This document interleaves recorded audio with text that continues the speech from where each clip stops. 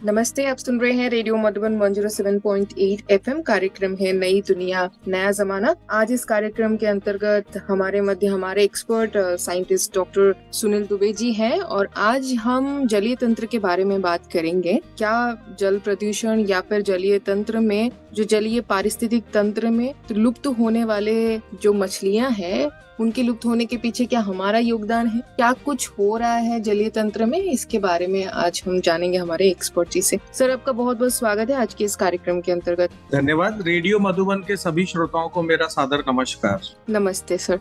Sir, आपसे जानना चाहेंगे कि जलीय पारिस्थितिक तंत्र के कौन कौन से घटक होते हैं और उनका क्या महत्व है।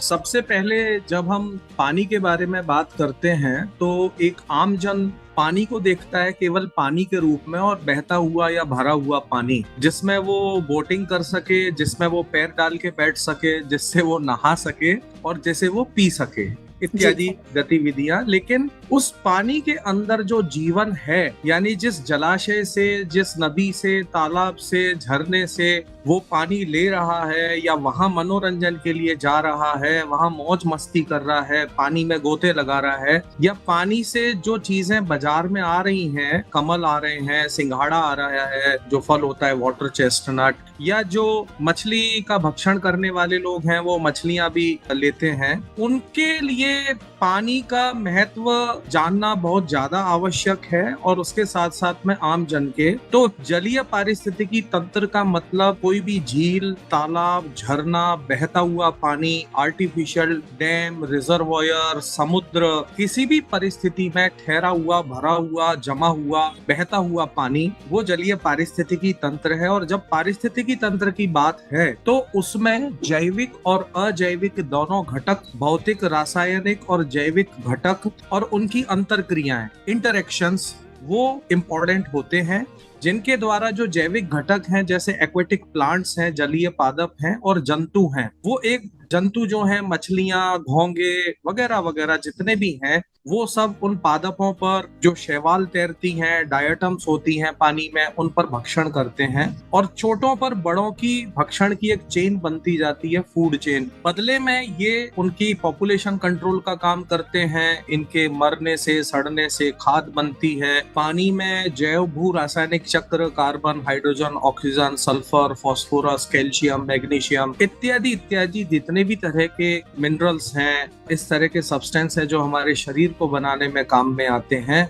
या हमें वहां मिट्टी से, पानी से, हवा में घुलनशील गैसों के रूप में होते हैं, वो सब उस पानी में है। तो जब ये सभी प्रोड्यूसर, जिनको हम कहते हैं, जो अल्टीमेटली प्रकाश संश्लेषण करके खाना बनाते हैं, पानी में भी होते हैं जमीन की तरह, और कंज्यूमर, उपभोक्ता यानी उनका भक्षण करने वाले छोटे से लेके बड़े तक, छोटे पर फिर बड़ा परभक्षी होगा, बड़े उस पर फिर और बड़ा परभक्षी होगा, ये सब रिलेशनशिप पानी में भी होते हैं। और जब इनका डिस्ट्रीब्यूशन होता है तो इसमें मेनली 4 प्रकार के जैविक घटक पाए जाते हैं, जिनको हम प्लैंक्टन्स, न्यूस्टॉन्स, नेक्टॉन्स और बेंथोस में क्लासिफाई कर देते हैं, कैटेगराइज कर देते हैं। प्लैंक्टन्स का मतलब प्लवक, यानी जो खुद की मर्जी से गतियां नहीं कर पाते, जल की पानी की गतियों के साथ साथ उनकी गतियां होती रहती हैं। उसमें छोटे छोटे जो शैवाल हैं, डायटम हैं, और जो एक कोशिकीय या बहुत छोटे बहुकोशिकीय जीव हैं वो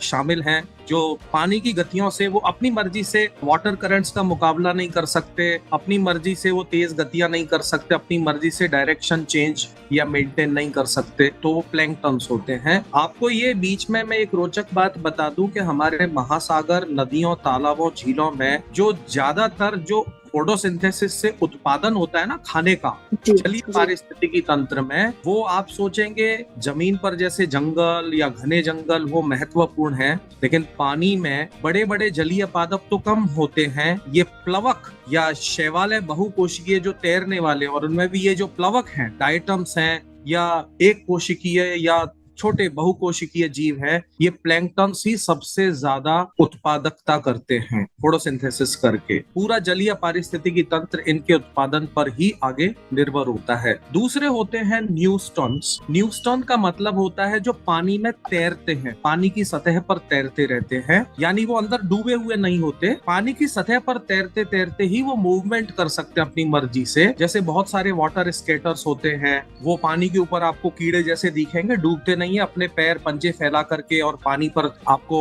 ऐसे तैरते तैरते स्लाइड करते आपको दिखेंगे। उसके अलावा जैसे इसी में न्यूस्टॉन्स में प्लांट्स जैसे आते हैं जिनकी जड़ें पानी में डूबी रहती हैं लेकिन अंदर तले में लगी नहीं होती और वो तैरते रहते हैं। जैसे बहुत सारी अधिकांश शैवालें भी इसी प्रकार की हैं। नेक्टॉन्स जो जीव हैं वो फ्री स्विमिंग हैं, यानी जितने भी जैसे ऑक्टोपस है, मछलियां हैं, जितने भी शार्क मछलियां, व्हेल मछलियां, छोटी बड़ी मछलियां, समुद्री घोड़ा, हिप्पोकैम्पस, यानी जो जलीय जंतु खुद की मर्जी से अपना डायरेक्शन चेंज कर सकते हैं, पानी में ऊपर नीचे मूवमेंट कर सकते हैं, अपने हिसाब से वो अपना मूवमेंट कर पाए, वो सब नेक्टॉन्स कहलाते हैं, फ्री स्विमिंग। और बेंथोस वो होते हैं जो तलीय, नितलीय जिनको हम कहते हैं, नितल माने पानी के तले में, नदी तालाब कुछ भी है उसका जो तला होता है। आप सोचेंगे तले में हम तो कुछ भी खोदा खोदी कर दें या पैरों से नष्ट कर दें या नदी के तले में किसी भी चीज के लिए हम खुदाई कर दें या कुछ भी झीलों में खुदाई कर दें पानी को गहरा करने के लिए, ये इतना आसान चीज नहीं है, क्योंकि तल में भी उस तल की सतह पर ऊपर ऊपर क्रॉलिंग करने वाले, जैसे आप स्टार फिश का नाम सुना होगा, और घोंगे हैं, सीप हैं, ये सब दूसरे उस तल में भी, उस कीचड़ पानी के बॉटम में भी अंदर घुस करके रहने वाले बहुत तरह के वर्म्स होते हैं, कृमि होते हैं। और उस पानी की सतह के ऊपर ऊपर फ्री मूवमेंट करने वाली मछलियां डीप ओशियनिक रीजन में, गहरे समुद्री क्षेत्रों में, गहरे झील तालाबों में, और हमारी कई कैटफिश की प्रजातियां जो हैं, जो कमर्शियल महत्व की भी हैं हमारे टेरेस्ट्रियल इकोसिस्टम में, राजस्थान के जलाशयों में, वो भी, तो वो बेंथोस में आते हैं जो तल की तरफ डिस्ट्रीब्यूटेड होते हैं। तो इन सबका अपना अपना महत्व है। लेकिन जब हम प्राइमरीली एक आम आदमी, रेडियो मधुबन के जो श्रोता हैं, जो आम जन हैं, हर आयु वर्ग के जो लोग सुन रहे हैं, उनके लिए मछलियां एक बड़ा आकर्षक पहलू है पानी का। छोटे छोटे बच्चे वो मछलियों को देख के खुश होते हैं। जगह जगह उनके मनोरंजन के एक्वेरियम भी बनाए जाते हैं, वहाँ मछलियों के रंग रूप, उनके मूवमेंट देख करके घरों में भी लोग मछली घर बनाते हैं। और वास्तव में मछलियां भी अन्य घटकों की तरह, मछलियां जो है जलीय पारिस्थितिकी तंत्र के एक बहुत महत्वपूर्ण पारिस्थितिकीय सूचक की तरह काम करती हैं। इकोलॉजिकल इंडिकेटर, यानी पानी में होने वाले परिवर्तन, उनके जो शल्क होते हैं मछलियों के, उनके शल्कों की ग्रोथ रिंग अगर हम ध्यान से देखें, जैसे हम अध्ययन करवाते हैं, तो ग्रोथ रिंग के पैटर्न को देख करके उस मछली का वातावरण कैसा रहा होगा, गर्म पानी रहा होगा, प्रदूषण रहे होंगे, गर्मी सर्दी लंबी छोटी रही होगी, उसका एक शल्क में जो उसकी ग्रोथ रिंग बनती है, जिन मछलियों में शल्क होते हैं, उस शल्क की ग्रोथ रिंग से हम जान जाते हैं। तो मछलियां पानी में कहाँ मिलती हैं, नहीं मिलती हैं, यदि प्रदूषण होता है, कई मछलियां बहुत संवेदी होती हैं, वो वहां से या तो माइग्रेट कर जाएंगी या समाप्त हो जाएंगी, वो उसमें जी नहीं पाएंगी। तो जो जलीय वातावरण में होने वाले परिवर्तनों के प्रति मछलियां एक बहुत बड़ा पारिस्थितिकीय सूचक का भी काम करती हैं। तो इसलिए उनका महत्व और आम जन के हिसाब से मछलियां जलीय पारिस्थितिकी तंत्र का एक महत्वपूर्ण घटक है। जी सर, अभी हम बात करेंगे राजस्थान के बारे में, और ज्यादातर हमें लगता है कि राजस्थान का जो एरिया है वो सूखा है। शायद मछलियों की बात हम ना करें तो बेहतर रहेगा, क्योंकि अलग अलग चीजें यहाँ पर उत्पादन में देखने को मिलता है, चाहे वो कृषि हो, बिजनेस हो। लेकिन आपसे जानना चाहेंगे, क्या राजस्थान के संदर्भ में भी हमारे जलीय तंत्र का कुछ महत्वपूर्ण योगदान है? बहुत बहुत काम का प्रश्न है आपका, और मैं आपका इसमें समय चाहूंगा, रेडियो मधुबन के श्रोताओं का ध्यान में आकर्षित करना चाहूंगा। आप बहुत ध्यान से इस चीज को सुने और समझें कि राजस्थान में जलीय पारिस्थितिकी तंत्र आपको ऐसे देखने में इतना बड़े बड़े जलाशय और नदियां ऐसे बहुत सारे भरे हुए आपको लगता है नहीं है। है ना, और हमारे यहाँ क्या मछलियों की विविधता होगी और हमारे यहाँ पर तो क्या मिलेगा। अब मैं जो आपको बताने जा रहा हूँ वो सब आपके लिए बहुत आश्चर्यजनक होगा। फिशरीज के एक्सपर्ट हैं वो तो जानते हैं जो मैं बता रहा हूँ, लेकिन बाकी के लोगों के लिए बहुत मनोरंजक होगा और ज्ञानवर्धक होगा। पहली बात, अगर हम बात करें राजस्थान में जो तालाब हैं प्रमुख, बहुत छोटे तालाबों को छोड़ दें, जो मुख्य तालाब होते हैं गांवों के शहरों के, और जो कृत्रिम रूप से बनाए हुए जलाशय हैं, रिजर्वायर्स हैं, टैंक्स हैं, बांध हैं, झीलें हैं, ये सब की अगर संख्या देखें तो पूरे राजस्थान के 33 जिलों में 15,561 जलाशय हैं राजस्थान में।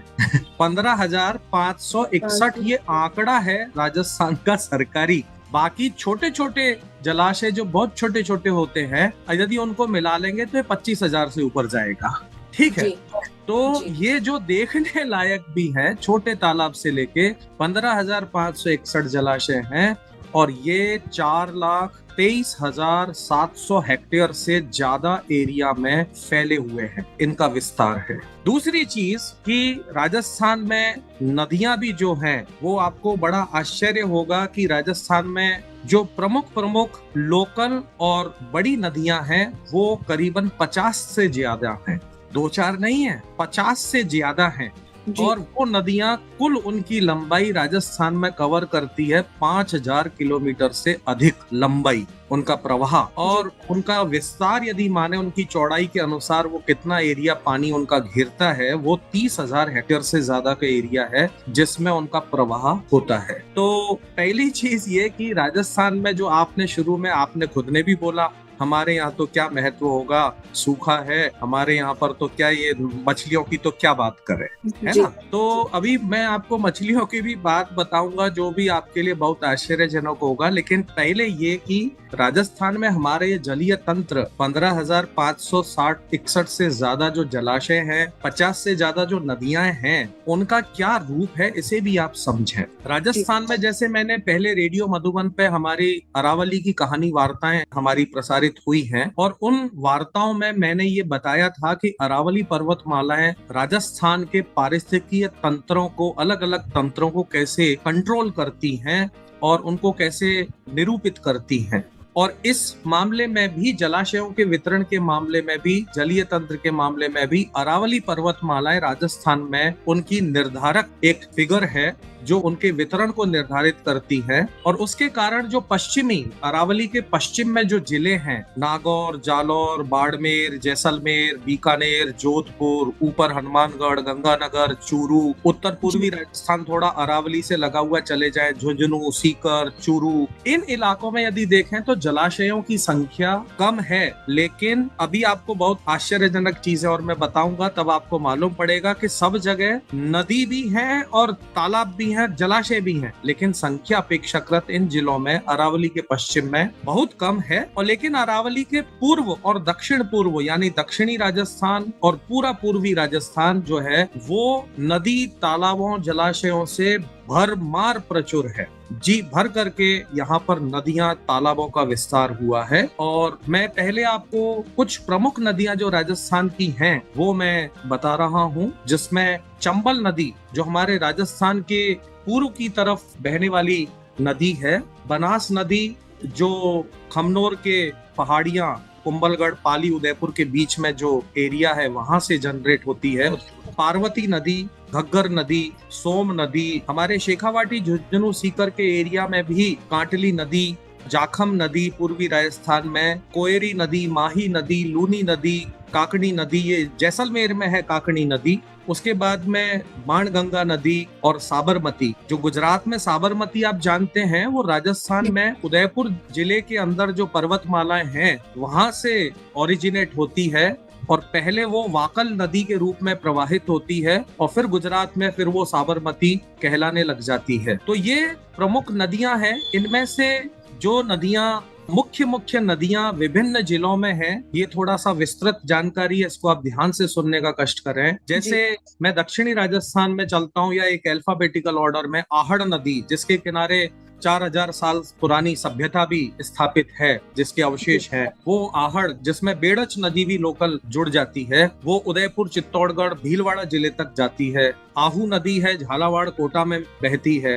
अरावरी, चौहर, गौरी, काली ये नदियां अलवर में बहती हैं। अणस नदी है, बांसवाड़ा जिले में दक्षिणी राजस्थान में बहती है। औराई और ब्राह्मणी नदी ये चित्तौड़गढ़ जिले में बहती हैं। ओरिजिन और बहाव फिर आगे जाके दूसरी नदियों में मिलती हैं। तो जिन नदियों का नाम और जिला बता रहा हूँ, वहां से उनका ओरिजिन और बहाव क्षेत्र समझें। उसी तरह से पूर्वी बनास राजसमंद से उत्पन्न होती है, चित्तौड़गढ़, भीलवाड़ा, अजमेर, टोंक, सवाई माधोपुर, करौली होती हुई फिर ये आगे चंबल में चली जाती है। बांडी नदी, लीलरी नदी ये पाली में है। दूसरी बांडी नदी है वो जयपुर और टोंक में है। एक तीसरी और बांडी नदी है वो सिरोही और जालौर में भी बहती है। बाणगंगा नदी है जो जयपुर, दौसा, भरतपुर में बहती है। चंबल नदी चित्तौड़गढ़ से ओरिजिनेट होती है, कोटा, बूंदी, सवाई माधोपुर, करौली, धौलपुर होती हुई आगे जाती है। चंद्रभागा नदी जो राजसमंद और भीलवाड़ा जिले में बहती है। ढूंढ नदी जयपुर में ओरिजिन बहती है। डोगरी, काकने, लाठी नदी ये मैडम जैसलमेर की नदियां हैं। डोगरी, काकने, लाठी आप समझ रहे हैं। Western most part of Rajasthan, pure Thar, वहाँ नदियां हैं, 3 है ये वहाँ की लोकल। उसके बाद गंभीरी नदी, करौली, सवाई माधोपुर, भरतपुर, धौलपुर वहाँ पर भी एक गंभीरी बहती है और चित्तौड़गढ़ में भी एक गंभीरी बहती है। उसके बाद में घग्गर नदी जो ऊपर गंगानगर, हनुमानगढ़ में बहती है, ये ऊपर हरियाणा से आती है। घोड़ा पछाड़ नदी ये झालावाड़ और बूंदी में बहती है। गोमती नदी, वाकल नदी ये उदयपुर जिले में है। पुनाई माता और जोजारी नदी ये जोधपुर जिले में है, again west part of Rajasthan. Harsor नदी ये नागौर में है, साउथ वेस्ट एरिया में। जाखम नदी ये राजस्थान के दक्षिण पूर्व प्रतापगढ़, उदयपुर, डूंगरपुर जिले में है। जवाई नदी जो पाली, सिरोही और जालौर में बहती है। काली सिल नदी सवाई माधोपुर और करौली जिले में बहती है। क्यासरी, काली सिंध, पिपलाज ये 3 नदियां झालावाड़ जिले में ओरिजिन होके बहती हैं।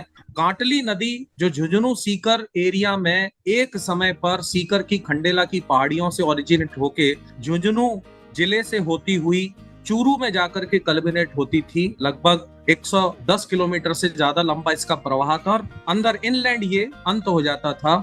ये नदी उन इलाकों की शेखावाटी क्षेत्र की लाइफलाइन थी जो अत्यधिक बजरी खनन के कारण समाप्त हो चुकी है।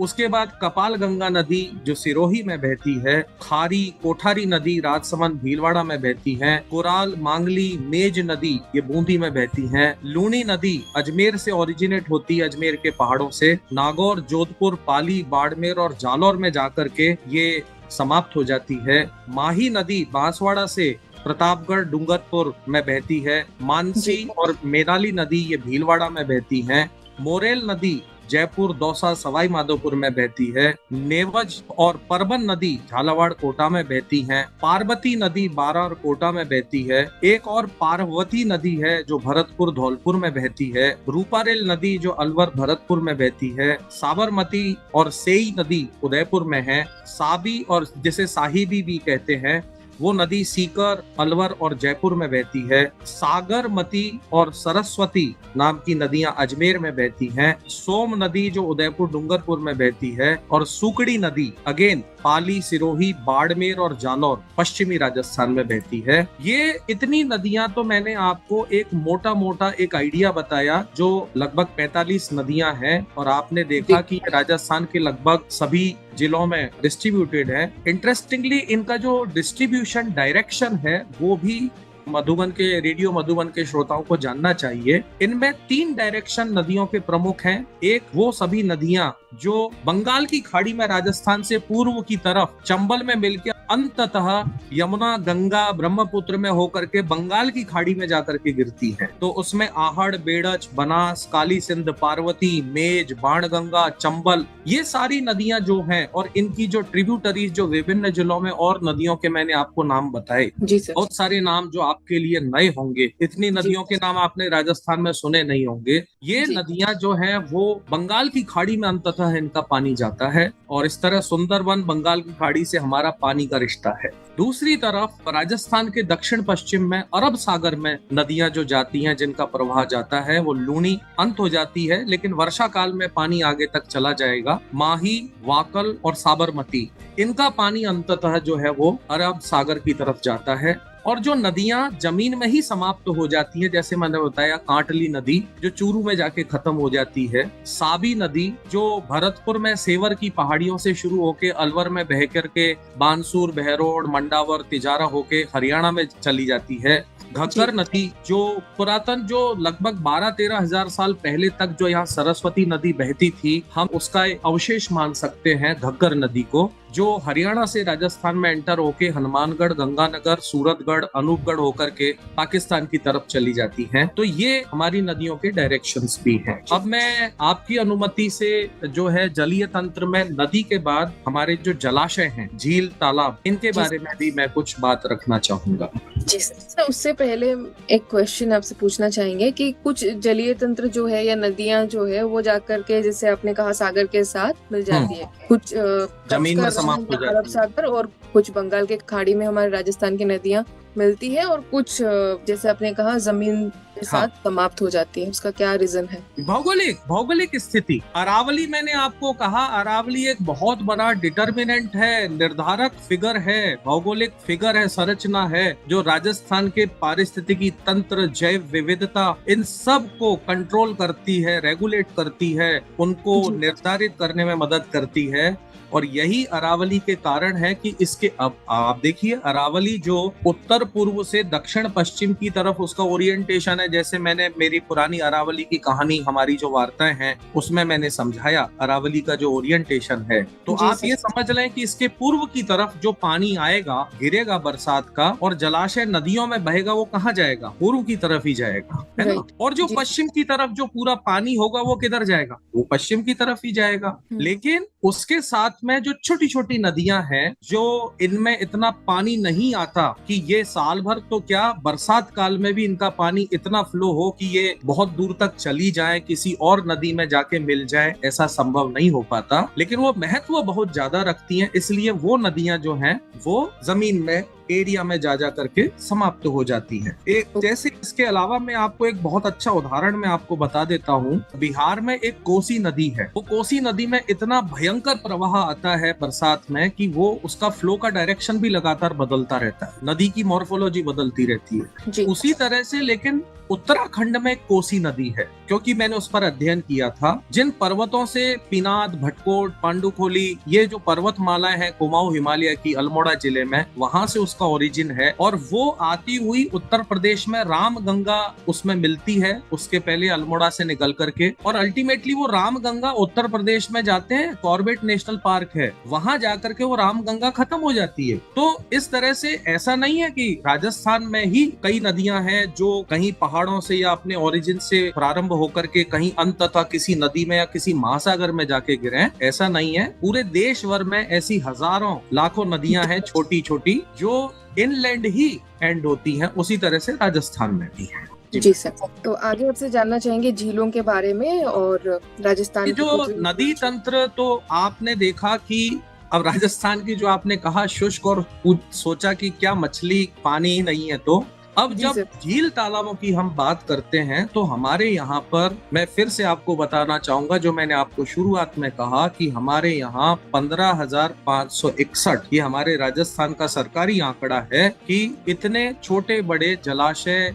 रिजर्वायर, झील, तालाब, बांध के रूप में हमारे यहाँ मौजूद हैं। उसके बाद एक इंटरेस्टिंग फैक्ट आपको बताना चाहता हूँ कि ये जो जलाशय हैं सारे, ये जलाशयों में आपको बड़ा जान के खुशी होगी, आश्चर्य भी होगा कि हमारे यहाँ खारे पानी के जलाशय भी हैं। समुद्र नहीं है, लेकिन फिर भी हमारे यहाँ खारे पानी के जलाशय हैं, और कुछ जलाशय हैं जहाँ नमक भी बनता है। ओके जी। उसमें जैसे लगभग 10 के लगभग हमारे यहाँ इस तरह के जलाशय हैं, जिसमें मुख्य रूप से नागौर जिले में डीडवाना, डेगाना और कुचामन ये जलाशय हैं। बीकानेर में लूण करणसर ये जलाशय है, नाम से ही देख लीजिए, लूण नमक को कहते हैं देशी भाषा में। जयपुर में सांभर झील है, सांभर ब्रांड से नमक भी बिकता है, सांभर झील उसी के लिए प्रसिद्ध है। और यहाँ माइग्रेटरी बर्ड्स जो हैं वो भी बहुतायत में यहाँ पर आते हैं। समुद्र में जो रेड एल्गी मिलते हैं खारे पानी में, वो भी सांभर झील में, क्योंकि खारा पानी है, वहां पर भी मिलती है। उस तरह से सांभर झील के बाद पचपदरा ये बाड़मेर जिले में है। उसके बाद जोधपुर में फलौदी ये जलाशय भी है। और इनके अलावा जहाँ जिन जलाशयों में खारापन है, यानी फ्रेश वाटर से ज्यादा खारापन है, उनमें सीकर में रेवासा वेटलैंड है, जिसमें सीजनली पानी भरता है, पहले वर्ष भर रहता था और पानी खारा था। उसी तरह से जैसलमेर में कावोद वेटलैंड है और चूरू में ताल छापर का वेटलैंड है। नम भूमि क्षेत्र है, जहां बरसात में जब पानी जल प्लावित हो जाती है जमीन की सतह, तो चूंकि वहां की मिट्टी में लवण ज्यादा है तो पानी भी लवणीय हो जाता है। तो इस तरह से हम कहें सैलाइन वाटर या सॉल्ट वाटर जो हमारे यहाँ जलाशय हैं, वो नागौर, बीकानेर, जयपुर, बाड़मेर, जोधपुर, सीकर, जैसलमेर, चूरू में ये 9-10 के लगभग जलाशय है। इसके अलावा जो जिन जलाशयों में लवणीय जल नहीं है, जिनको हम फ्रेश वाटर कहते हैं, उसमें मैं आपको राजस्थान के डायरेक्शन के हिसाब से बताता हूँ। जैसे राजस्थान के पश्चिमी जिलों में, अब आपने फिर वही बात थी कि राजस्थान तो सूखा है और अरावली के पश्चिम में तो रेगिस्तान है, तो फिर क्या मिलेगा। लेकिन अरावली के पश्चिम में जैसलमेर जिले में गढ़सीसर, बूझा ये झीलें हैं, तालाब हैं। जोधपुर में कायलाना, उम्मेद सागर, जसवंत सागर, बाल समंत, सरदार समंत ये जलाशय हैं। बीकानेर में अनूप सागर, कोलायत, गजनेर ये झीलें हैं। पाली में हेमावास है, जालौर में बांकली जलाशय है, सिरोही में नक्की झील है, माउंट आबू पर ऊपर वो भी हाई एल्टीट्यूड ये झील है। उत्तरी राजस्थान में हनुमानगढ़ में तलवाड़ा जलाशय है, गंगानगर में बूढ़ा जोहड़ ये झील है। पूर्वी राजस्थान में जाएं तो अलवर में सिलीसेड़ झील है, भरतपुर में बंद बारेठा मोती झील है, जयपुर में जमवा रामगढ़ है। एक रामगढ़ बंधा भी था जो समाप्त हो गया, उस पे बाद में बताऊंगा। बूंदी जिले में कनक सागर, जैत सागर, डुग्गरी ये जलाशय हैं। अजमेर में अना सागर, बॉय सागर ये जलाशय है। टोंक में बीसलपुर जलाशय है। झालावाड़ में उम्मेद सागर, मानसरोवर जलाशय है। दक्षिणी राजस्थान में जाएं तो उदयपुर में जयसमंद, जिसे ढेबर झील भी कहते हैं, और उदयपुर का लेक कॉम्प्लेक्स पिछोला, फतेह सागर, गोवर्धन सागर, बड़ी, उदय सागर इत्यादि इत्यादि ये झील तंत्र है उदयपुर का। बांसवाड़ा में माही बजाज सागर, राजसमंद में राजसमंद झील, डूंगरपुर जिले में साबेला तालाब, गैप सागर तालाब, चित्तौड़गढ़ में राणा प्रताप सागर जहां न्यूक्लियर पावर प्लांट भी है, भीलवाड़ा में मेजा और पार्वती सागर। ये तो मुख्य मैंने आपको राजस्थान के इन जलाशयों का मुख्य जलाशयों का मैंने आपको बताने का प्रयास किया। लेकिन ओवरऑल मैंने आपको बताया कि 15,561 से ज्यादा तो ये जलाशय हैं और 5,000 किलोमीटर की लंबाई में बहने वाली 30,000 हेक्टेयर से ज्यादा का एरिया कवर करने वाली अपने विस्तार में 45-50 से के लगभग नदियां हैं राजस्थान में। तो इस तरह ये हमारा राजस्थान का जलीय तंत्र है और इसका भौगोलिक वितरण है। जी मैम। जी सर, जो जलाशय भी है और आपने कहा कि खारा पानी भी है इसमें और मीठा पानी के भी जलाशय के बारे में आपने बातचीत की, तो लगभग कितने प्रतिशत हम नमक उत्पादन करते हैं राजस्थान में? देखिए, ये सामर, डीडवाना, कुचामन यहाँ पर सिग्निफिकेंट तरीके से नमक उत्पादन कुछ होता है। अन्यथा बाकी के जो मैंने आपको बताया कि वो पानी खारापन है उसमें, इसलिए उनको सैलाइन वाटर बॉडी कहा है ना। जैसे ताल छापर चूरू है, कावो जैसलमेर है, सीकर में रेवासा है, जोधपुर में फलौदी है, बाड़मेर में पचपदरा है, तो वहां पर बीकानेर में लूण करणसर है। इनमें बहुत कम, मतलब आप समझ लीजिए नहीं होता हो। लेकिन सांभर झील है जयपुर में, नागौर में, डीडवाना, कुचामन में, डेगाना, यहाँ थोड़ा सा पोटेंशियल है जहाँ पानी ज्यादा खारा है और जिसको पानी को सुखाने पर उसमें से एक अच्छी मात्रा में नमक मिलता है, तो वहाँ हमारे नमक उत्पादन के एरिया है। लेकिन बहुत ज्यादा राजस्थान में नमक उत्पादन, क्योंकि हमारे यहाँ इस तरह खारे पानी के ज्यादा बॉडीज नहीं है और खारापन भी जो सॉल्ट हमको चाहिए जिस तरह का, वो हमारे यहाँ उतना पोटेंशियल नहीं है। लेकिन राजस्थान की लोकल लाइवलीहुड में ये नमक उत्पादन बहुत भूमिका निभाता है। जी सर, अब जानना चाहेंगे, क्योंकि हम जलीय तंत्र की बात कर रहे हैं, तो राजस्थान के जलीय तंत्र में कौन सी महत्वपूर्ण मछली प्रजातियां पाई जाती हैं? हाँ, देखिए, मछली प्रजातियों को जब हम ऐसे कॉमन आदमी के नजरिए से हम देखें, जो हमारे श्रोता हैं, तो उनके लिए तो तालाब में जो मछली दिखती है वो मछली की तरह दिखती है, छोटी बड़ी सुंदर दिखने वाली मछलियां जो उनको आनंद देती हैं, बच्चों को दिखती हैं, जो उनको अच्छी लगती हैं, उनको एक्वेरियम में रखने का मन होता है, और ये है, या पानी में बहते हुए देखते हैं, झरने में, झील में, तालाब में, नदियों में, और उनको खाने पीने की चीज डालते हैं। यद्यपि वो ठीक प्रथा नहीं है, लेकिन मतलब वो भी करते हैं। लेकिन कमर्शियल रूप से भी हमारे यहाँ पर बहुत सारी कमर्शियली इंपॉर्टेंट फिश हैं, मछलियां हैं। मैं उनके बारे में बताता हूँ। सबसे पहला तो कि राजस्थान में यदि हम मत्स्य विविधता को देखें तो अभी तक जो डॉक्यूमेंटेड मछलियों की प्रजातियां हैं, मुख्य प्रजातियां और कुछ की उप प्रजातियां भी हैं, वो 190 से ऊपर अनुमानित हैं। जो हमारे श्रद्धेय गुरु हैं वाइल्ड लाइफ के, डॉक्टर सतीश शर्मा, एक बहुत बड़े वाइल्ड लाइफ एक्सपर्ट हैं। उन्होंने अभी नया ताजे आंकड़े उनकी पुस्तक में आए हैं, उसके अनुसार मैं आपको बता रहा हूँ। लगभग 190 जो है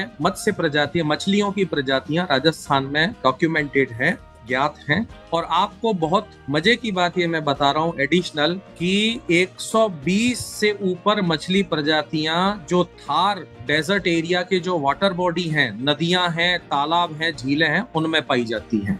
इनमें से तो कुल 190 में से आप समझ लीजिए 120 प्रजातियां पश्चिमी राजस्थान के एरियाज में भी डिस्ट्रीब्यूटेड हैं, मरुस्थलीय क्षेत्र के वेटलैंड्स में भी। अब जब हम बात करते हैं जो सामान्य मछलियां जो हमको हमारे जलाशयों में दिखती हैं, जिनको हम कमर्शियल इंपॉर्टेंस से मान लेते हैं, जिनका मत्स्य खेत करते हैं, मछली पालन करते हैं, लोग बाग बाजार में बेचते हैं, खाने वाले खाते हैं, उसमें कतला है। मैं आपको सामान्य नाम से मैं आपको बताऊंगा, कुछ के साइंटिफिक नेम जरूरत पड़ी तो मैं आपको बताऊंगा। उनमें कतला है, सरसी है, पुट्ठी खरपटा है, पाटा है, कटावा है, चिलवा है, गलाउंट है, बाम है, लाची है, सिंघाड़ा, सांवल, चेला, मोला, रोहू, कतला, महासीर, सिंगी, बामना, दूधिया, चन्ना, काबरा, चिताला, मृगल, मालवा, पटोला, सिंघाड़ा, पिटार, गिरही,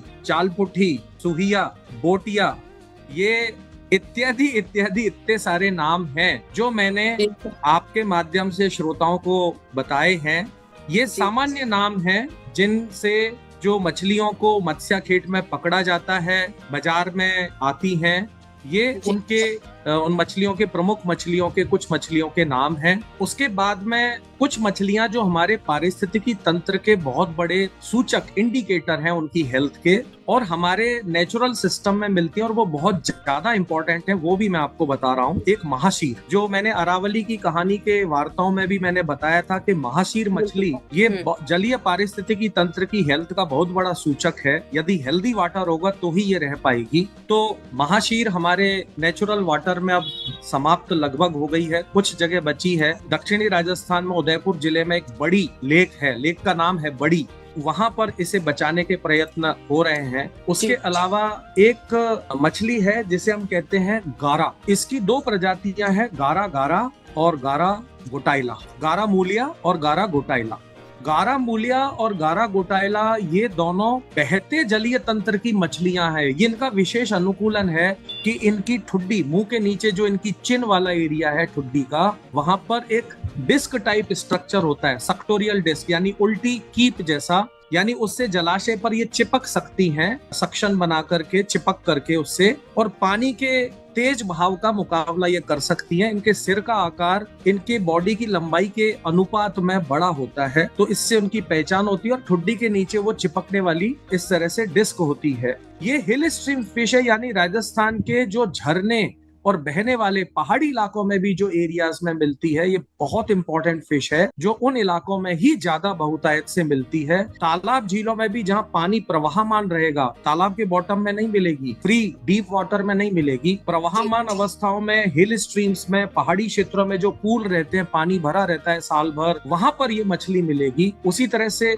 बोटिया, इस मछली का नाम है नोमोचेलिस बोटिया, छोटी छोटी होती हैं, जो आपके पैरों में, कभी आपने पानी में, झील में, नदी तालाब में पानी में पैर डाला हो तो छोटी छोटी वो धारी वाली मछलियां आके आपकी डेड स्किन को, पैरों की जो मृत स्किन है, त्वचा है, उसको नोचती हैं। उसी तरह से निमोचेलिस की उसी दूसरी वैरायटी है बामना। उसी तरह से एक और है चेला की प्रजाति है, चिलावा चाल जिसको कहते हैं, एक है मोला, ये उसकी तरह से ग्रास कार्प है, सिल्वर कार्प है। ये अन्य मछलियां हैं जो सामान्य नाम जो मैंने आपको बताए। इसके अलावा ये जो मछलियां जैसे कतला की, उसकी उप प्रजातियां बहुत सारी हैं। रोहू जो लेबियो रोहिता रोहू मैंने नाम बताया, उसकी फिर अनेकों अन्य प्रजातियां हैं। मृगल, उसकी अनेकों प्रजातियां हैं। सरसी, पुट्ठी, बाटा, इनकी अनेकों उप प्रजातियां हैं।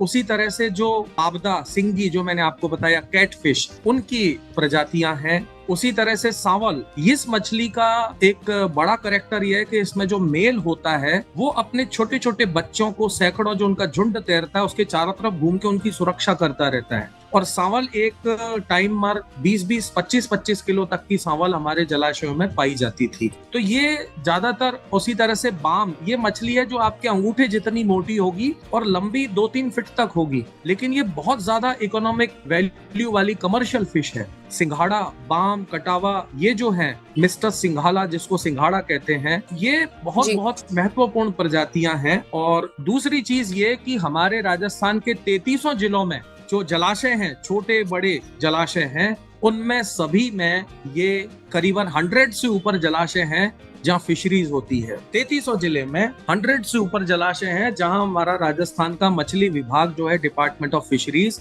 वो मछली उत्पादन, मछली पालन का नियंत्रण, नियमन करता है जी। और इसके साथ ही मछली बीज उत्पादन के लिए भी राजस्थान में 33 हैचरी हैं, यानी कंट्रोल तरीके में पॉन्ड, टैंक बना करके उनमें मछलियों के बीज पैदा किए जाते हैं। और सबसे महत्वपूर्ण बात जो मैं आपको बताना चाहता हूं श्रोताओं को आपके माध्यम से, कि हमारे राष्ट्रीय उत्पादन प्रति हेक्टेयर, जलाशय के क्षेत्र में प्रति हेक्टेयर जो मछली उत्पादन है, उनमें नेशनल एवरेज के बराबर हमारे जो रिजर्वायर टैंक्स और रिजर्वायर हैं, झील, तालाब, बांध, उनके अंदर प्रति हेक्टेयर करीबन 25 किलोग्राम प्रति हेक्टेयर के हिसाब से हमारे यहाँ मछली का कैच होता है, जो नेशनल एवरेज के लगभग बराबर है। भारत में जो सर्वाधिक मछली उत्पादन का जो आंकड़ा है प्रति हेक्टेयर, उसमें राजस्थान आता है। तो अब आपकी ये मिथ्या धारणा समाप्त हो गई होगी कि राजस्थान में क्या तो मछलियां मिलेंगी और कहाँ तो मिलेंगी। हम मछली उत्पादन में भी टैंक्स एंड रिजर्वायर में, टोटल जलाशयों में मछली उत्पादन में देश के अग्रणी राज्यों में है प्रति हेक्टेयर मछली उत्पादन में। जी सर, क्योंकि राजस्थान में बहुत सारे ऐसे लोग हैं जो साधारणतः वेजिटेरियन हैं। कई बार ये मिथ भी है कि शायद मछली उत्पादन उतना नहीं हो रहा होगा यहाँ पर, या फिर लोग इतना फिशरीज पे ध्यान नहीं देते होंगे, लेकिन आपने ये मिथ को दूर किया। आपसे जानना चाहेंगे सर कि जो इन प्रजातियों के बारे में आपने कहा, लेकिन आजकल की जो ट्रेंड हम देखते हैं, हम विदेशी प्रजातियों के बारे में ज्यादा सोचते हैं या फिर हमें ज्यादा आकर्षित करता है वो चीजें, तो क्या राजस्थान में भी ऐसे इनके प्रभाव के कारण जो देशी मछलियां हैं वो संकटग्रस्त हैं? बिल्कुल बिल्कुल, ये बहुत महत्वपूर्ण है। अभी जो कारण है उन पे हम बाद में बात करेंगे, लेकिन जो महत्वपूर्ण मछली प्रजातियां जो संकट में हैं, उनको हमें जानना चाहिए। और जो मैंने आपको कहा कि जो 12-13 हजार साल पहले तक जो सरस्वती नदी और वो राजस्थान में जब बहती थी और दक्षिण राजस्थान तक में और पूर्व की तरफ जाने वाली नदियों तक से उसका संपर्क था, तब जो हिमालयी क्षेत्र से बहकर के नदियां, मछलियां आती थीं, वो भी उस पानी में थीं। और मैंने जो अरावली की कहानी पिछली वार्ताओं में बताया है कि स्नो ट्राउट, जो साइजोथोरेसिन फिश भी कहते हैं सामान्य उसको, स्नो ट्राउट मछली उदयपुर जिले में जो अभी भी अंतर भूमिगत पानी बह रहा है, स्ट्रीम बह रही है, उसमें 80 के दशक में जो हमारे गुरुदेव थे डॉक्टर रजा तहसीन और प्रोफेसर वीएस दुर्वे, इन लोगों ने जीवित मछली वहां से पकड़ी। तो ये एक जीवित प्राणी प्रमाण था 80 के दशक तक कि सरस्वती नदी का भूमिगत जल प्रवाह अभी भी दक्षिण पूर्वी राजस्थान के साथ जुड़ा हुआ है। लेकिन दुर्भाग्य की बात यह है कि उसके बहुत थोड़े से समय के बाद ही वो जहां पर भी ये एक माइनिंग एरिया में मिली थी और माइनिंग कंपनी को लगा कि अगर ये मछली की रिपोर्टिंग यहाँ हो गई तो फिर हमारी माइनिंग बंद हो जाएगी, तो उन्होंने उन सारे जो टनल्स थी, जो खुदाइयां थी, जो पुराने माइनिंग की टनल्स थी, उन सबको भरवा दिया भराव से, डेब्रिस से, और उसका अस्तित्व हमेशा के लिए स्नो ट्राउट का राजस्थान से खत्म हो गया। दूसरी मछली जो अभी है महाशीर, ये बहुत महत्वपूर्ण और स्वच्छ जलीय पारिस्थितिकी तंत्र की सूचक है। ये अत्यधिक संकटग्रस्त है राजस्थान में, गिनी चुनी जगह पर इसकी बहुत थोड़ी आबादी बची है। उसी तरह से जो मैंने बताया गारा मूलिया, गारा घोटाइला, ये जो गारा फिश जिनकी ठुड्डी के नीचे सबटोरियल डिस्क चिपकने का अनुकूलन होता है, बहते पानी में मिलती हैं। क्योंकि हमारे बहते पानी के तंत्र को हम लोग बहुत तेजी से खत्म कर रहे हैं, नष्ट कर रहे हैं जगह जगह, झरनों को, नदियों को, बरसात में सीजनल जो प्रवाह होते हैं उनको, तो ये मछली बहुत बहुत ज्यादा संकट में आ गई है।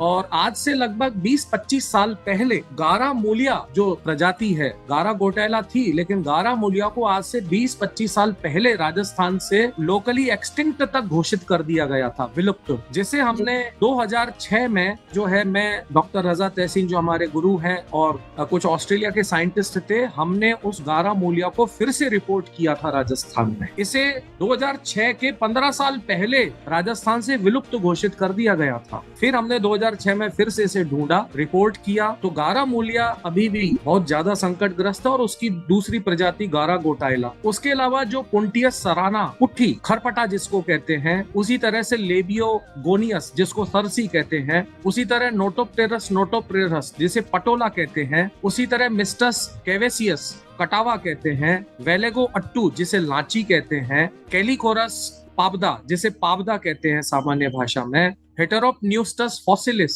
जिसे सिंघी कहते हैं, चन्ना मोरिलियस जिसे सांवल कहते हैं, जेंटोडॉन कैंसिलाई जिसे सुहिया कहते हैं, और बाम जो मैंने आपको बताया, मस्टा सेम्बेलस आर्मेटस जिसे हम बाम कहते हैं। ये मछली प्रजातियां राजस्थान में तेजी से कम हो रही है, कारण कि इनके जलाशय, इनके पारिस्थितिकी तंत्र बड़ी तेजी से समाप्त हो रहे हैं, और जो परभक्षी प्रजातियां घुसपैठी भी आई हैं, उन्होंने इनका सफाया बड़ी तेजी से किया है। तो ये कुछ राजस्थान की सबसे ज्यादा संकटग्रस्त मछली प्रजातियों में से कुछ नाम है। जी सर, जैसे आप कह रहे हैं कि ये सारी प्रजातियां जो है ये लुप्त हो रहे हैं, और इंडस्ट्रीज की भी बात आपने कही, तो मैं जानना चाहूंगी कि क्या जलाशय के मछलियों की वजह से हम इंडस्ट्रीज बनाना छोड़ दें, लोगों के हित के लिए जो इंडस्ट्रीज बन रहे हैं? देखिए, उद्योग बनाया जाता है तो उद्योग किस पर आधारित होता है? रॉ मटेरियल पर, है ना। कुछ भी उत्पादन करेगा तो उसको कच्चा माल चाहिए। यदि आप बिजली उद्योग की भी बात करें तो वहां पर पानी भी चाहिए आपको ईंधन के साथ में, है ना। मेटलर्जी, अगर धातु उपक्रम की बात करें तो धातु का जो खनिज निकलता है उसको पीस करके उसको गलाना, उसको छानना, धोना, उसमें से मेटल को अलग करना, उसमें पानी चाहिए। इन खनिज तत्वों के या उद्योगों में आपकी फूड प्रोसेसिंग इंडस्ट्री में पानी चाहिए, कागज बनाने को भी पानी चाहिए। तो आपकी इंडस्ट्री, कोई भी उद्योग ऐसा नहीं है, कोई भी उद्योग भले ही वो वाहन उत्पादन का भी हो, जिसमें पानी आपको नहीं चाहिए। क्या वो उद्योग भी ये चाहेगा कि उसको गंदा, बदबूदार, मटमैला, भारी धातुओं से प्रदूषित ऐसा पानी मिले? नहीं। उसी तरह से उस उद्योग का भी दायित्व बनता है कि जब उद्योग स्थापित हुआ है तो पर्यावरण नियंत्रण अधिनियम के अंतर्गत और अन्य जो कानून हैं औद्योगिक प्रदूषण को रोकने के, नियंत्रित करके रखने के, मैनेज करने के, उन कानूनों का पूरा पालन करके वो उद्योग स्थापित हों और चालित हो। उद्योग के साथ में लड़ाई नहीं है, लेकिन उद्योग का अंधाधुंध संचालन मन मर्जी से करके जल स्रोतों का अंधाधुंध एक्सप्लॉइटेशन करना, दोहन करना और उनको जम करके प्रदूषित करना, तो फिर ये औद्योगिक विकास और हमारे औद्योगिक औद्योगिक विकास की आवश्यकता का कोई पैमाना नहीं हो सकता। जी सर, आपसे जानना चाहेंगे कि इन प्रजातियों के संकटग्रस्त होने का क्या मुख्य कारण है?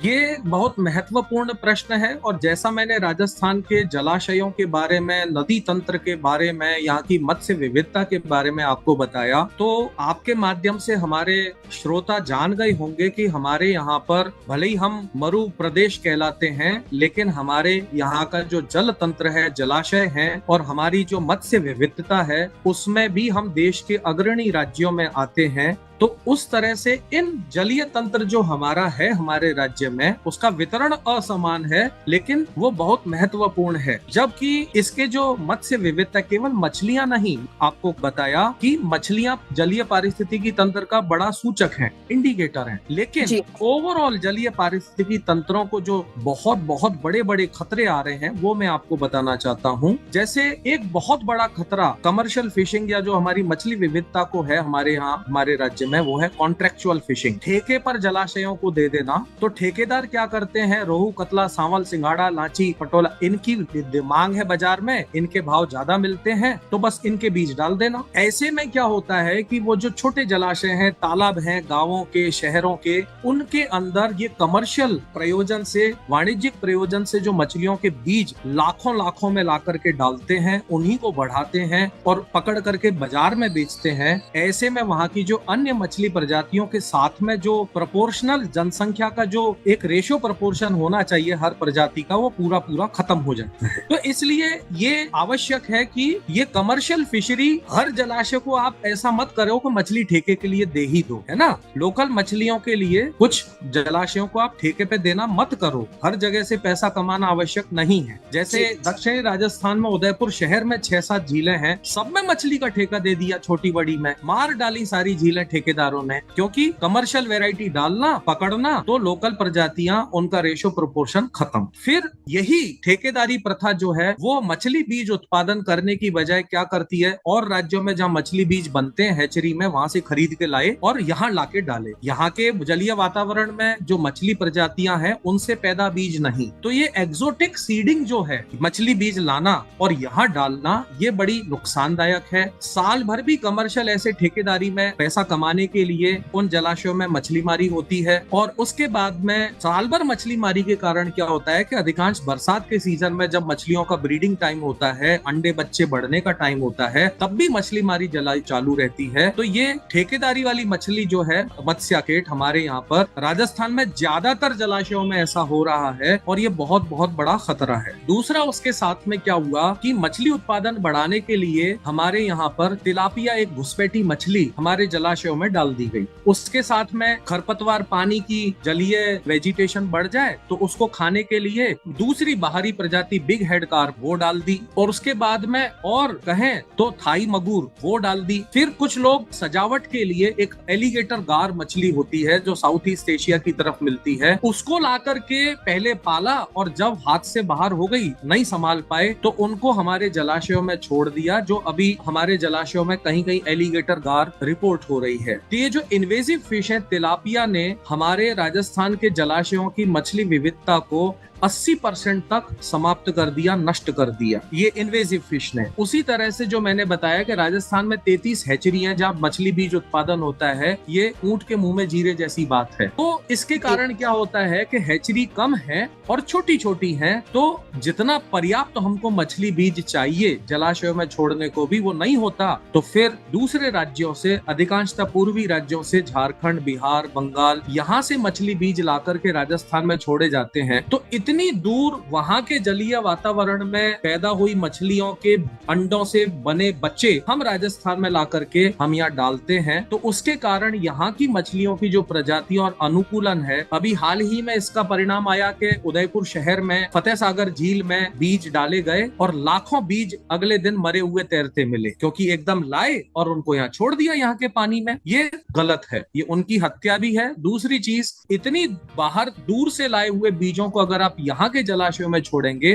तो यहाँ की मूल जैव विविधता के लिए भी वो उचित नहीं है। फिर है एक्वेरियम में हम तरह तरह की एक्सोटिक फिश को पालते हैं। एक आती है सकर फिश, जो आपने एक्वेरियम में देखी होगी, मुंह से चिपकी रहती है जगह जगह, फिश एक्वेरियम लोग रखते हैं। वो सकर फिश जब ज्यादा बड़ी हो जाती है तो हमारे नदी तालाबों में छोड़ दी, वो बड़ी घातक है, दूसरी मछलियों को नुकसान पहुंचा रही है, वो भी रिपोर्ट हो रही है। अच्छा, ये मैं क्यों बता रहा हूँ, एक जलाशय से दूसरे जलाशय, बरसात में तो पानी का बहाव होता है ना, ओवरफ्लो होता है ना, नदियां तो जी, बहती है ना, जलाशयों, टैंक, रिजर्वायर से भी पानी छोड़ा जाता है ना, तो इनके जी। अंडे बच्चे अन्य जगह पर भी दूसरे जलीय तंत्र में फैलते जा रहे हैं राजस्थान भर में। एक बारिश के सीजन में हम लोग पिकनिक मनाने के बड़े शौकीन होते हैं और बहते पानी के अंदर जाकर के हम उसको खराब करना बहुत ज्यादा हमें आनंद आता है। जो जो जल धाराएं बह रही हैं, झरने हैं, सीजनल नदियां हैं, भर भर के हजारों में लोग जाएंगे और हम वहाँ अपने मनोरंजन के लिए उस पानी के अंदर जाकर के खूब हमारी मौज मस्ती करेंगे। तो उसके कारण क्या होता है कि बारिश के सीजन में मछलियां माइग्रेट करती हैं, नीचे से ऊपर की तरफ, ऊपर से नीचे की तरफ, एक जगह से दूसरी जगह की तरफ अंडे देने के लिए, ब्रीडिंग करने के लिए माइग्रेट करती हैं। इनके माइग्रेटरी रूट को, अंडे देने की जगहों को, छोटे छोटे पानी के पूल जो भर जाते हैं, उन सब को हम नष्ट कर देते हैं हमारे मनोरंजन के चक्कर में। धार्मिक क्रियाकलापों में हम लोग बहुत सारी चीजें, तालाबों में जितना हमारा धार्मिक क्रियाकलापों का वेस्ट होता है, हम राख, फूल, पूजा सामग्री इन नदियों में, तालाबों में डालना बहुत बड़ी शान समझते हैं और धार्मिक क्रिया समझते हैं। वो बिल्कुल अधार्मिक है,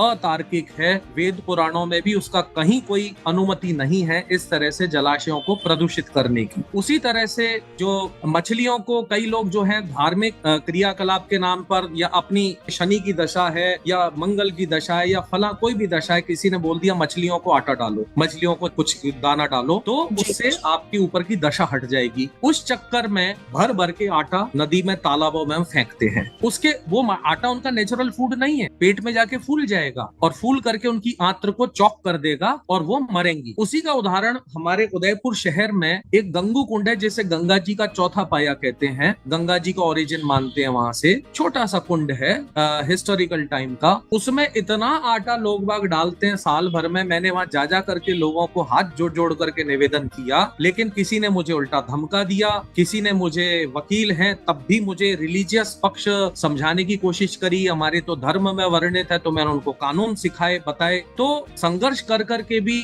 हम उस कुंड को नहीं बचा पा रहे हैं, क्योंकि लोग उसमें आटा डालने से बाज नहीं आते। ये सब चीज जो है, दूसरी इल्लीगल फिशिंग, छोटी छोटी जगहों पर बहुत हजारों लाखों में लोग राजस्थान भर में इल्लीगल फिशिंग करते हैं, अपने खाने के लिए बिना अनुमति के मछलियां पकड़ते हैं। तो छोटे छोटे जालों से पकड़ते हैं, छोटी छोटी मछलियों को भी पकड़ लेते हैं। उनको पता नहीं होता है कि मछली गर्भवती है, इसका पेट फूला हुआ है, इसमें अंडे हैं, इसको हम नहीं लें, इसको पानी में वापस छोड़ दें, ऐसा नहीं करते। और मछली अंडे भरे हुए पेट वाली भी मिल जाती है, तो उसको भी कई लोग हैं जो, जिनमें दिमाग कम है, मैं मानता हूँ, वो उन मछली को भी मार देते हैं, उनके अंडों का भी ऑमलेट बना करके और पकवान बना करके खाना शान समझते हैं। ये आपके ही मछली संसाधनों को, मछली विविधता को नष्ट करने के इंसानी कारण हैं। फिर हम बहुत सारी जगह अपनी मर्जी से चेक डैम बनाते हैं, एनीकट बना देते हैं, है ना, पानी के संरक्षण के नाम पर। आप मत्स्य विविधता का तो कुछ सोचते ही नहीं है कि पानी, बहता हुआ पानी भी हमें चाहिए। आप कहीं भी डैम, रिजर्वायर, एनीकट, कलवर्ट कुछ भी बनाएंगे तो उससे मछलियों के वातावरण पर और जलीय अन्य जीव जंतुओं के जीवन पर पड़ने वाले प्रभाव को भी आपको आकलित किया जाना चाहिए। जैसे हमारे उदयपुर शहर में आहड़ नदी, हिस्टोरिकल नदी है, उसके बहाव क्षेत्र में तले में मैदान बना दिया, गार्डनिंग कर दी है। अब सोचिए, नदी के बहाव क्षेत्र में जब पानी बहता है वहां पर गार्डनिंग कर दी और पानी को एक 20 फीट के नाले में कन्फाइन कर दिया। ये डैमेज उस नदी की तो पूरी पूरी हत्या हो गई। उसी तरह से हमारे मछुआरे बंधु भी हैं, शॉर्टकट में या जो छोटे मछुआरे हैं वो थोड़ा पैसा कमाने के लिए छोटे छोटे आकार के जालों को यूज करते हैं, तो छोटी छोटी मछलियां भी सारी उसमें आ जाती हैं। तले तक में वो घिस करके नेट को खींचते हैं, ड्रैग नेट कहते हैं, तो यानी तले तक से सारी मछलियां उसमें घेर करके जाल में आ जाएं। ब्लास्टिंग करते हैं, बम पटाखे चलाते हैं पानी में, छोटे ये डायनामाइट के छोटे टुकड़े होते हैं, उनकी ब्लास्टिंग करते हैं और मछलियां मर के ऊपर तैर जाएं, पकड़ लें। जहर डालते हैं, मछलियां मर के ऊपर आ जाएं, पकड़ लें। इस तरह से तो ये सारी जो तत्कालिक फायदा फायदा लेने के लिए भी जो इस तरह से मछली मारी करते हैं, ये गलत तरीके हैं। उसी तरह हमारे जो छोटे मछुआरे हैं, और राजस्थान में तो दक्षिणी राजस्थान में जो हमारे आदिवासी मछुआरे हैं, उदयपुर जिले में, बांसवाड़ा जिले में, डूंगरपुर जिले में, जिनकी गांव वाइज सहकारी समितियां भी बनी हुई हैं और उनको मछली विभाग, मछली मंत्रालय, भारत सरकार, राज्य सरकार से अनेकों तरह की योजनाएं भी प्रदत्त हैं। लेकिन दुर्भाग्य है कि हमारे राजस्थान मछली विभाग को अभी बहुत सारा काम करना है, बहुत सारा प्रयास करना है। इन मछुआरों, ट्रेडिशनल फिशरमैन को, हमारे परंपरागत मछुआरों, आदिवासी मछुआरों, गरीब छोटे लघु मछुआरों को मदद के लिए पर्याप्त नाव, जाल, मछली मारी अभी उनकी निषेध है ना। मानसून शुरू होकर के मानसून के एंड तक मछली मारी 2.5 महीना निषेध रहती है। उस समय उनको मासिक भरण पोषण का खर्चा मिलता है सरकारी, वो नहीं मिलना। प्रधानमंत्री मत्स्य संपदा योजना, ई श्रम पोर्टल जो श्रम मंत्रालय है, उस पर मछुआरे का भी रजिस्ट्रेशन हो सकता है श्रमिक की कैटेगरी में, और वो सरकार की जो श्रमिक के लिए प्रदत्त सुविधाएं उसके लिए एंटाइटल हो जाता है। लेकिन उस पर भी हमारे मछुआरों का कोई रजिस्ट्रेशन नहीं होना, तो उनकी कोई पहचान ही नहीं है हमारे मछुआरों की। और ये जो समस्याएं हैं, ये क्या करती हैं, उनको दूसरे तरीके से फिशिंग करने के लिए प्रेरित करती हैं, अपना आजीविका छोड़ने के लिए प्रेरित करती हैं, या अपने जलाशयों के साथ में उनका लगाव नहीं होता तो जलाशयों की रक्षा वो करने में इंटरेस्ट नहीं रखते और दूसरे लोग उन जलाशयों को खत्म कर देते हैं। तो ये भी आवश्यक है कि विभागीय जो जागरूकता है और हमारे छोटे आदिवासी गरीब मछुआरे और परंपरागत मछुआरे जो राजस्थान के हैं, उनको सारी सरकारी योजनाओं का लाभ देना, उनके पहचान पत्र बनवाना, उनको ये सारी नाव, जाल, मछली मारी निषेध सीजन है उसमें सेविंग कम रिलीफ में अभी उनको भरण पोषण का पैसा देना, ये भी करें। दूसरी चीज है कि शहरों को पानी सप्लाई करने के लिए हम तालाबों के पानी को जो है मछलियों के लिए नहीं मानते। ये बहुत गंभीर मैं आपके सामने मुद्दा उठा रहा हूँ कि पानी पर हक किसका? मछुआरे का, वो पानी का किसान है। राइट टू वाटर, मछुआरा आवाज दे रहा है देश का, राइट टू वाटर। पानी पर अधिकार मछुआरे का है, जैसे जमीन का मालिक जमीन का किसान, पानी का मालिक पानी का किसान मछुआरा है। उसके साथ में उस पानी की जो प्रजाति है मछली, उसका है वो पानी। उसके बाद में आप इंसानों के बारे में सोचें। लेकिन हम क्या करते हैं, प्राथमिकता इंसानों को देते हैं। तो जलाशयों का पानी हम अपनी इच्छा से बड़े बड़े शहरों को, नगरों को आपूर्ति के लिए, तो हम ये नहीं सोचते कि उसमें पानी बचेगा नहीं बचेगा, कितना बचेगा कितना नहीं बचेगा, मछली प्रजातियों का क्या होगा नहीं होगा, मछुआरों का क्या होगा नहीं होगा, कुछ नहीं सोचते। टूरिज्म के लिए, प्राइवेट अपनी जमीन बढ़ाने के लिए, खेतों की जमीन बढ़ाने के लिए, अपने प्लॉट की जमीन बढ़ाने के लिए, अपने होटल बनाने के लिए, ये सारी चीजें करने के लिए जलाशयों को तबीयत से नष्ट किया जा रहा है। अगर आप उदयपुर के, दक्षिणी राजस्थान में उदयपुर की 5-6 झीलों के तंत्र को देखें तो आपको सैटेलाइट इमेज तक में दिखाई देगा कि इन झीलों को किस तरह से चारों तरफ से अतिक्रमण से टूरिज्म सेक्टर, प्राइवेट सेक्टर ने किस तरह से नष्ट किया है। उसी तरह से कई अतिक्रमणकारियों को बढ़ावा देने के लिए नगरीय निकाय तक ने इन झीलों का जो कैचमेंट एरिया, पहले बड़ा एरिया नोटिफाइड था, उसको छोटा नोटिफाई कर दिया। जैसे दक्षिणी राजस्थान में उदयपुर लेक कॉम्प्लेक्स है या फतेह सागर पिछोला झील का जो कैचमेंट एरिया पहले मान लीजिए फतेह सागर का 4.5 स्क्वायर किलोमीटर था, उसको 4 स्क्वायर किलोमीटर से भी छोटा नोटिफाई कर दिया। इतना बड़ा बाकी का एरिया बाहर निकाल दिया कि लो इसमें अतिक्रमण कर लो, या जिन्होंने अतिक्रमण कर लिया उनका कुछ नहीं बिगड़ेगा। ये जो नोटिफाई करना अपनी मर्जी से जलाशयों के कैचमेंट एरिया को, बिना ये देखे कि अगर पूरी भराव क्षमता में कैचमेंट तो वहीं जाएगा, लेकिन उसको भराव डाल डाल करके जो एनक्रोच करा और उसको बढ़ावा देना, ये बहुत बड़ी राज्य भर में देशव्यापी समस्या की तरह राजस्थान में बहुत बड़ी समस्या है। खेती में जितनी तरह के हम इंसेक्टिसाइड, पेस्टिसाइड हमारे किसान बंधु डालते हैं, स्पेशली जलाशयों के पास, नदियों के पास, तालाबों के पास वो खेती करते हैं, उनमें वो जो पेस्टिसाइड डालते हैं, इंसेक्टिसाइड डालते हैं, केमिकल डालते हैं, वो सब पानी में घुल करके निकटवर्ती जलाशयों में ही जाता है। ना सिर्फ जलाशयों के आसपास रहने वाला, राजस्थान के चित्तौड़गढ़ जिले में कुछ समय पहले करीबन 22 सारस क्रेन मर गए थे इसी जहर के कारण, है ना। उसी तरह से सिंघाड़ा जो पानी में उगता है, पानी में फ्लोटिंग प्लांट है, उसमें सिंघाड़ा लगता है, इस मौसम में हमें मिलता है। तो सिंघाड़ा है, कमल है, जो अच्छी क्वालिटी कमल की रहे, कीड़ा ना लगे, सिंघाड़ा का उत्पादन अच्छा हो, तो उसके ऊपर भी केमिकल स्प्रे कर दिए जाते हैं। ये तो पूरे जलीय तंत्र की हत्या है। उस पौधे के कीड़े पर तो लगेगा 0.1%, बाकी का 99.99% जाएगा जहर पानी में और वहां के जलीय तंत्र को खत्म करने में। उसी तरह से तालाबों, नदियों में जब पानी कम हो जाता है बहाव गर्मी में, तो उनके तले में जो मिट्टी है, पड़ा कहते हैं लोकल भाषा में, उसको खोद खोद करके खूब ले जाना गार्डन में डालने के लिए इत्यादि। ये इतना बड़ा खतरा है, प्रति वर्ष हमारे यहाँ गर्मी के सीजन में पैदा होता है। उसका उदाहरण कि चित्तौड़गढ़ जिले में एक मेनार कस्बा है जो उदयपुर चित्तौड़गढ़ के बीच में है, दक्षिणी राजस्थान में। वहाँ 2 जलाशय हैं और वहाँ के गांव वासी वहाँ आने वाली पक्षी प्रजातियों को बचाने के लिए ये तालाब उनके नाम कर रखे हैं, पक्षियों के नाम। लेकिन वहाँ जो इलीगल खुदाई थी उसको नहीं रोक पाए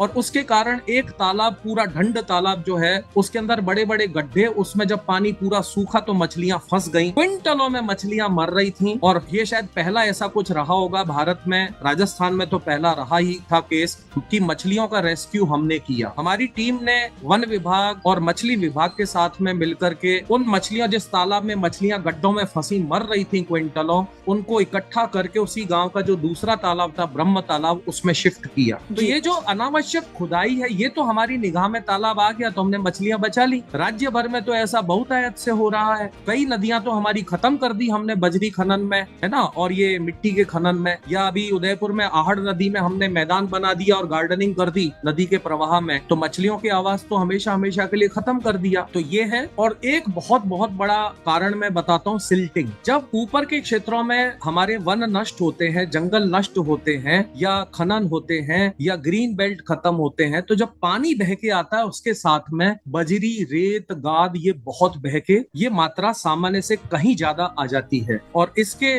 फलस्वरूप हमारे नदी, तालाब, बांध, इनमें वो भरते जाते हैं। और इसका बहुत सटीक उदाहरण है जयपुर का रामगढ़ बांध, जो 1982 के एशियाई खेलों में उस बांध में नौकायन प्रतियोगिता हुई थी। लेकिन जानते हैं आज उस रामगढ़ बांध के नाम पर कोई अस्तित्व नहीं है और उस जगह पर प्लॉट कट चुके हैं, बिल्डिंग बन चुकी है। 82 में जहां एशियाई खेलों की नौकायन प्रतियोगिता हुई, उस क्षेत्र में आज प्लॉट कट चुके हैं। तो ये ऐसे कारण हैं जो हमारे यहाँ पर व्याप्त हैं, जिनसे हमको हमारे जलाशयों को और मत्स्य विविधता को बचाना है। जी मैम। जी सर। तो दोस्तों, अभी वक्त हो गया है आप सभी से विदाई लेने का, लेकिन जाते जाते सर से जानना चाहेंगे कि सर, आपने कहा कि किस प्रकार से संकटग्रस्त मछलियों के बारे में आपने बताया और मानवीय हस्तक्षेपों के बारे में भी आपने कहा, तो क्या संदेश देना चाहेंगे? देखिए, मेरा बहुत संक्षेप में सभी श्रोताओं को ये संदेश है और नम्र निवेदन है कि जो भी जितने कारण मैंने आपके सामने अभी बयान करे हैं, ये कारण तो समझ लीजिए कि कारणों का 75% है और इनके अनेक उदाहरण राज्य भर में से आपको मिल जाएंगे। कुछ उदाहरण मैंने आपको बताए। तो मेरा एक सीधा निवेदन है, ये संदेश है कि इस तरह के मानवीय हस्तक्षेप, रिलीजियस, कमर्शियल या डेवलपमेंटल ऐसी एक्टिविटीज या एग्रीकल्चर एक्टिविटीज, ऐसी कुछ भी न करें, इनसे बाज आएं। ऐसा न करें कि हमारे जलाशय और उनके पारिस्थितिकी तंत्र और उनकी सेवाएं सभी समाप्त हो जाएं। ये बहुत लंबे, बहुत बड़ा जलवायु परिवर्तन का कारण बन रहा है और अंततः हमारे विनाश का कारण बनेगा। तो इसलिए अपने विनाश के लिए खुद ऐसे कर्म न करें, ये मेरा पूरा संदेश है। जितने भी कारण मैंने गिनाए, अगर आप उनमें किसी में भी सम्मिलित हैं तो कृपया उसे बंद कर दें, यही मेरा संदेश है। सर, आगे के एपिसोड्स में हम और भी चीजें जानते रहेंगे आपसे। आज के लिए बहुत बहुत धन्यवाद। नमस्ते। रेडियो मधुबन के सभी श्रोताओं को मेरा नमस्कार। नमस्ते सर।